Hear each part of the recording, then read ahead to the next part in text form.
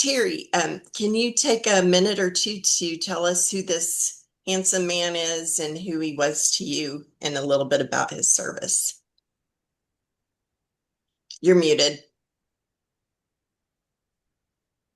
I don't know how that happened. Anyway, yes, this is my brother Bill, and this we're 7 years apart. He passed away in May of last year, no, 2 years ago, in a fishing accident off of his boat. But he will always be hailed as a hero. And he received a Purple Heart for in when he was in Vietnam. He stepped on a landmine and practically blew it and had to have reconstructive surgery. But he served, I think, for 4 years in the war. I'm not 100% certain of that, but he'll always be a hero in our family, no matter what. That's all Thank I you. gotta say.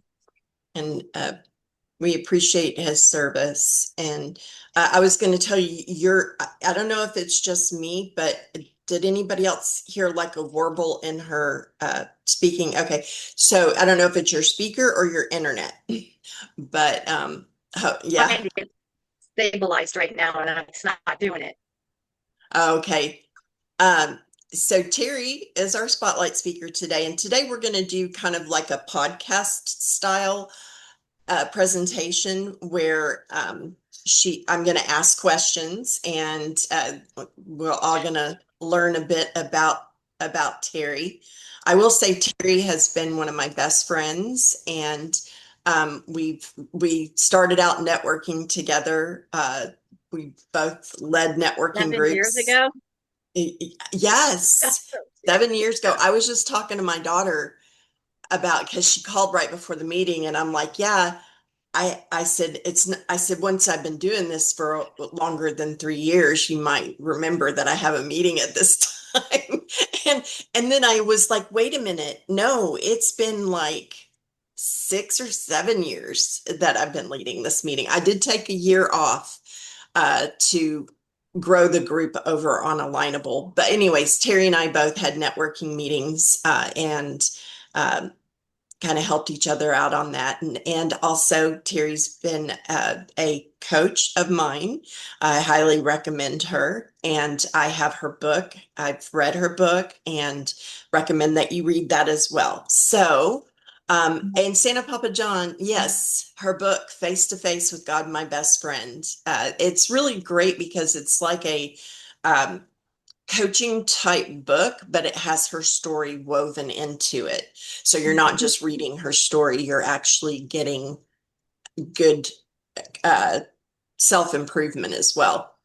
Santa Papa John, I'm going to be asking Terri questions, and each time I ask her a question, if you don't mind, put a couple minutes on the clock, and that way, according to how many questions I have, we don't go over time. It's sort of help us keep on track. But first question I'm going to ask, speaking of You time, want two or three? two. So I've got 7 or 8 questions. Be So prepared, Santa. I'm probably gonna go over. So Terri, the shorter answer you give us, the longer you have on other questions. Okay, good to know. But speaking of time, how long have you been a coach and a speaker? For 14 years. 14 years. So why did you become a resilience coach and a women's empowerment speaker? Because I feel that with my story that I'm going to tell here in a very short amount of time, that women and men need me and other coaches out there as well. And I admire all these coaches out there that's really working hard to put the pieces together for these people. But I became a coach and a speaker because of the I turned my mess in my past to a message, a worldwide message. And I want all women and men to hear it because, it can change their life. And I've walked a lot in these women's shoes, in these men's shoes. So that's what I want to do. My mission in life is now to impact as many people as I can through coaching, my book, my film, my movie, and on stage. Great question. And I love that you brought out all the things that you do, which I didn't mention at the beginning, but Terry also has a movie that was created, a short film created about some of her life experience. Um, Another question I have is for the group to hear is what emotional triggers can men and women still be holding on to today? That's a great question. And please apologize for my voice. I'm having some voice box problems right now and coughing spells. Um, but one of the wait a minute. Can you move on for something Yes. else? Because I need to get the water, okay? Oh, I'll be sure. right back. Yes. Go right ahead. Yeah, Terry's been having some struggles with her voice, which is so sad because like that is her that is her gift of speaking. And she does a lot of public speaking. I don't know if you've ever had the opportunity to hear her in person. Um, but she has an incredible story. And I mentioned earlier about um, her short film that was created about an incident that happened in her life. I think we actually played that on this meeting at one time. Did anybody here get to see that see that movie? Yeah. Yep, we It played it was here. Yes, it was very good. And Terry's given me a lot of pointers and tips on public speaking as well. I have a lot more to learn and to practice and to do. But if you are looking for a resilience coach who has the experience behind her, she's great. She's certified. She also, which I'm sure she's going to go into somewhat here, but she led a not led, but she started and ran a domestic violence center at one time. Uh, Started it from the ground up, and so if you know anybody who has experience in that area, she's a great coach for that as well. I came out of a 23-year abusive, toxic relationship, and Terry really helped me to work through a lot of those things. Oh, Terry, you're back. I didn't see you. Okay, sorry. Now, can you say something? Because I can't. I can say something. Okay, sorry. I didn't realize you were back. I'm just That's jabbering, okay. filling in some airspace here. That's So, okay. okay, the question I asked is what emotional triggers can men and women still be holding on to today? Okay, so many of us have lived in a functional family. A lot of us have lived in a dysfunctional family, such as myself. So if you had parents or relatives, siblings, ex-spouses, friends, teachers, making you feel like you were not good enough, then there's a 95% chance that you still feel that way today if you have not gotten some professional help. And that's sad to say, but there's so many women and men walking around the face of this earth right now that do not know who they truly are. And I was one of them. And so what I do now is I help individuals find who they truly are, be that authentic person, and move on to a greater and better life. All right. And I was just mentioning about some of the experience that you had in the short film that was created about your story. And you've gone through some emotional turmoil yourself. But how did you become the resilient woman that you are today? Like, how did you take that mess and turn it into your message? That's a great question. So back to the emotional triggers. I had parents who were alcoholics. So that left me with abandonment issues, trust issues, betray issues. And then I had a brother who bullied me, and I had a kindergartner that stripped me of my self confidence the very first day of kindergarten. And he said three things to me, and for the sake of time, I'll move on. But that held me hostage in my low self esteem for many, many years. And so growing up, I did not have the confidence I do today.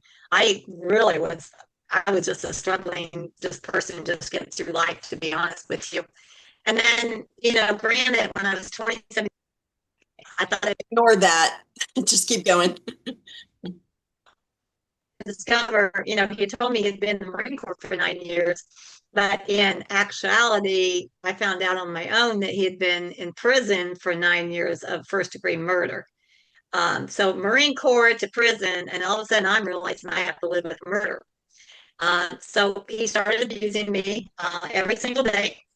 And it was very toxic, very toxic. He was going out having affairs on me, coming home, telling me about it. And during that time, I became a full-fledged alcoholic. I became a drug dealer on the streets. I became a number one female pool hustler in the state of Indiana. I won many trophies. But let me tell you something, that left me with so many emotional triggers. And so it left me with betrayal, rejection, abandonment, victimization. Because 2 days after my divorce was final, I went to a shopping center where a guy approached me and thought he was going to ask me the time of day. Said he walked me back to the car, attempted to rape me, drove me around the parking lot with a knife to my throat and then into my side. And I didn't know if I was even going to make it out of there. So that left me with victimization. That left me with low self-esteem, rejection, betrayal, kinds of stuff. I didn't trust any man for a very long time. And but anyway, I sent him to prison for 30 years. And when I started pulling myself back up, then I started feeling more resilient. And then over 30 some years ago, I went on my own discovery journey that is now my coaching program. And I wanted to find who I was because I had so many people telling me who I wasn't. And they had my power. They stole my power. I had 13 people that stole my power. And that so when you have somebody that steals your power, it can make you sick. It can make you feel like you're worthless. Nobody's going to love you. Nobody's going to want you. All kinds of different things. And because of these emotional triggers that I carried for so long until I had my major transformation, that I help my clients to get, excuse me, and people I'm speaking in the audiences to get, it's just amazing. It's amazing. So I went from a 0 to looking in the mirror at myself to a loud and proud 10. So I always ask this question wherever I go on a scale of 1 to 10, 10 being the best. Where do you see yourself loving yourself back in the mirror? And a lot of my clients will come to me and they'll be 1, 2, 3, 4, and then that gives me an indication of how far I've got to work with them. But my end result as a coach is to get them to look in that mirror and give themselves a loud and proud 10. And it doesn't matter if you have gray hair, bags under your eyes. The loud and proud 10 comes from where you've been, where you are now, and where you want to go. So I went from a 0 to becoming that resilient person. And I'm very proud of how I escaped all. So That's a great answer. great question. Yeah, so you mentioned about your clients. What's been your biggest highlight for helping one of your coaching clients besides me? Super easy. So great question. I had this woman, and I'm not going to say her name for confidentiality reasons, but this woman came to me. She could not look at me when we were sitting on the couch together. She looked down at the floor. She was so broken. She had gone through molestation as a child. Her dad abandoned her. He was sent to prison, all kinds of different things. So what happened was I finally, said one day, "Hey, honey, can you please look at me?" And it was so hard for her to do that. But after we worked together for about 10 weeks, she became that butterfly that I was trying to pull out of that cocoon. She is now a worldwide famous author. She is doing phenomenal. She got married. When I talk to her, she's all smiles, and it just warms my heart every time I think of that. That's awesome. So what has been your biggest highlight when you've been on stage speaking? Oh, I have so many of them. I'll share two of them. Is one that I was able to share the stage with Casting Crowns Christian artists, in front of 8,000 people at the Pepsi Coliseum in Indianapolis, Indiana. And they wanted me to do a message of hope and healing in a domestic violence chaotic world. And you talk about scared. Yeah, that was a scary moment because I've never spoken from that. And it doesn't help that the MC said, well, you know what? If you freeze up there, I'm just going to take the mic away from you. And you'll be fine. So anyway, I delivered about a 5 minute speech, and I don't remember what I said, but it was taped, and so I went back and listened to it. And but whatever I said, it really made an impact because we were able to raise over $122,000 that night. So that was, and I love casting crowns. And my second one is this: I was on stage speaking one day, and I share my story like I shared with all of you. And this woman afterwards came out and talked to me. And she says, I just want to let you know that your message today saved my life. And because I've also tried to commit suicide a couple times. Okay. And so one of the things she said to me that she wasn't going to come, her friend was trying to get her there, practically dragged her there. And she called her friend and told her she wasn't coming that day. But anyway, her friend went to her house and picked her up and put her in the car and took her to my speaking engagement. The woman came up to me. She told me she was going to commit suicide that day. And that's why she wasn't coming. But after hearing my mess and how I turned it into a message, she was grateful. She was so grateful. And we were both crying. But you never know. You just never know what kind of story you've had in your life that can change somebody else's life. And that's why I love speaking. It's amazing.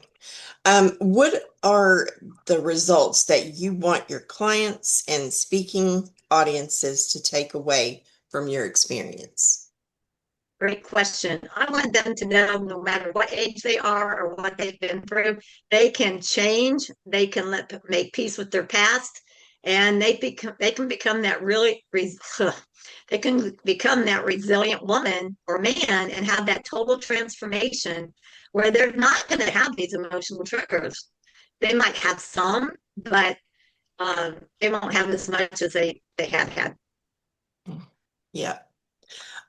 So just a couple more questions to end with is, um, do you have any new projects going on that you want us to know about, and how can we help you? I always have projects going on. So yes, my short film, Look Beyond My Stars, will be finally coming out on social media in May, and they're putting the final touches on it right now.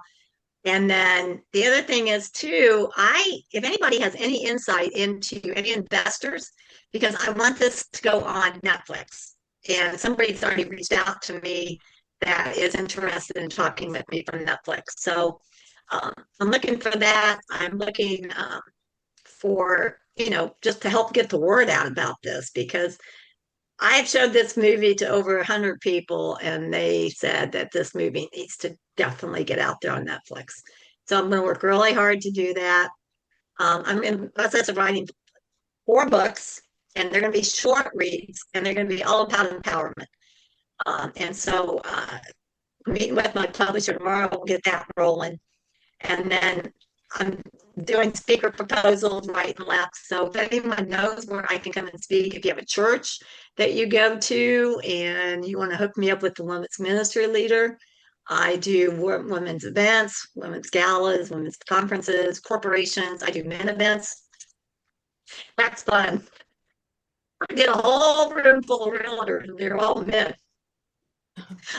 Oh, and here's something a lot of you don't know about me is I had my book Face to Face with God. One day I had a warden from a prison call me, and he says, I've heard nothing but great things about your book. I would like you to come and do an 8-week book club to the prisoners here. Well, Lord and behold, I thought they were talking about a woman's prison. So I get there. No, no, no, it's all men. Wow. But We, let me say something. I was just scared the first day. They're looking at me like, who the heck are you? But over 8 weeks, it was a beautiful thing. And that when we left, they were crying. I was crying. They were hugging me. Will you please come back? So then we moved to North Carolina, so I never was able to go back. But that's a very big accomplishment for me because I wanted to go back the second time. I did. I think there's a lot of things uh, that are that affect both men and women. I don't think it's necessarily confined to just the female gender. So I think it's awesome that you got to minister to men and to speak with them and to teach them from your book and your story. That's just amazing. Um, and I want to encourage everybody to go to Terry's LinkedIn page and like, follow, share her stories. Like if you see them pop up, share them. Uh, Also, Facebook. Where all are you, Terry? Where it do you have? I know you're on I have, Alignable. yeah, I'm on Alignable. My Facebook group is called Terri Moore Coaching Services. I'm on LinkedIn. I'm on Instagram. I'm not on YouTube yet. I am on YouTube, but we're still working on getting that up. So, but yeah, and the final thing I just want to say is that you most likely know somebody in your family or your workplace or in your neighborhood that have gone through a lot of trauma, and in your heart they're still stuck and they don't know who they truly are. I would love it to get referrals because I want to help as many men and women as I possibly can through the rest of my life. So, anyway, We do have a couple of minutes. Does anybody have any questions before we wrap up here? No questions. Well, I'll jump yeah, in for a second. Peter has a question. It's not so much a question, Terry, it's a comment. I want to compliment you on your accomplishments. That's really quite an impressive story and it's very inspiring. I do have somebody I will see if I can connect you with respect to funding a film. oh, So thank if, you. Thank if, you. if it's possible, I'll put the message out and see if they would respond. Okay? Okay, great. My pleasure. My pleasure. Thank you. Yeah.